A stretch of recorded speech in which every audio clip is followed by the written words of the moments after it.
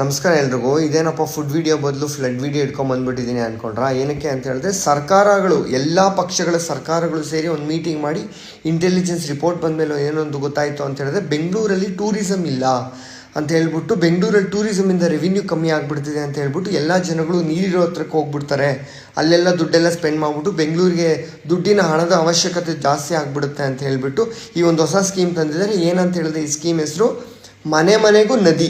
ಈ ಸ್ಕೀಮಲ್ಲಿ ಎಲ್ಲ ಪಕ್ಷಗಳೂ ಶ್ರಮ ಪಟ್ಟಿದ್ದಾರೆ, ತುಂಬ ಕಷ್ಟಪಟ್ಟು ಈ ಸ್ಕೀಮನ್ನು ಕೊಟ್ಟಿದ್ದಾರೆ. ಯಾರೂ ಬೈಬಾರ್ದು.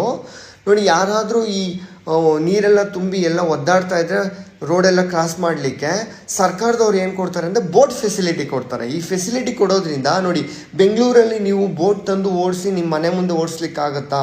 ನೀವು ಅದನ್ನು ಎಂಜಾಯ್ ಮಾಡಲಿಕ್ಕಾಗತ್ತಾ? ಇಲ್ಲ. ಹಾಗಾಗಿ ಸರ್ಕಾರಗಳು ತುಂಬ ಕಷ್ಟಪಟ್ಟು ಈ ಸ್ಕೀಮ್ನ ತಂದಿದ್ದಾರೆ. ಎಲ್ಲ ಸರ್ಕಾರಗಳು, BJP ಸರ್ಕಾರದ್ದು ವಿಡಿಯೋ ಇದೆ, ಈಗಿನ ಸರ್ಕಾರ ಕಾಂಗ್ರೆಸ್ ಸರ್ಕಾರದ್ದು ವಿಡಿಯೋ ಇದೆ. ನೋಡಿ, ಇದೇನು ಅಂತ ಹೇಳಿದ್ರೆ ವೇವ್ ಪೂಲ್, ಅಂದರೆ ನೀವು ಸಮುದ್ರಕ್ಕೆ ಹೋಗೋದು ಅವಶ್ಯಕತೆ ಇಲ್ದಿರ ಇಲ್ಲೇ ನಿಮ್ಗೆ ಅದರ ಎಫೆಕ್ಟ್ಗಳು ಕೊಡುತ್ತೆ. ಈ ಬಸ್ಸೆಲ್ಲ ಆ ಫೆಸಿಲಿಟಿ ಕೊಡ್ತಾ ಇರುತ್ತೆ ನಿಮಗೆ. ಹಾಗೆ ಬಸ್ ಕೂಡ ಟೆಸ್ಟ್ ಮಾಡ್ತಾ ಇರುತ್ತೆ ಎಷ್ಟು ಡೀಪ್ ಹೋಗ್ಬೋದು ನೀರಲ್ಲಿ ಅಂತ ಹೇಳ್ಬಿಟ್ಟು. ಆಮೇಲೆ ಇದು ಬಿಸಿ ನೀರಿನ ಬುಗ್ಗೆ ಥರ ಮೊರಿ ನೀರಿನ ಬುಗ್ಗೆ ಅಷ್ಟೇ. ಭಗವಂತ, ಆ ಪುನೀತ್ ರಾಜ್ಕುಮಾರ್ ಕರ್ಕೊಳ್ಳೋ ಬಗ್ಗೆ ಇವ್ರ ಮನೆ ಹಾಳಾಗೋರು ಇಂಜಿನಿಯರ್ಗಳ, ಈ ಶಾಸಕರ, MLAಗಳ, ಈ ನಗರ ಪಾಲಿಕೆಯವ್ರನ್ನ ಕರ್ಕೊಬಿಡಪ್ಪ ಆದಷ್ಟು ಬೇಗ.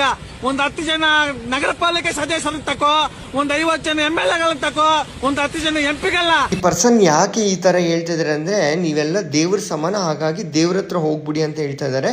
ಯಾರು ಅನ್ಯತಾ ಭಾವಿಸಬಾರ್ದು. ತಪ್ಪಾಗಿದ್ರೆ ಕ್ಷಮೆ ಇರಲಿ.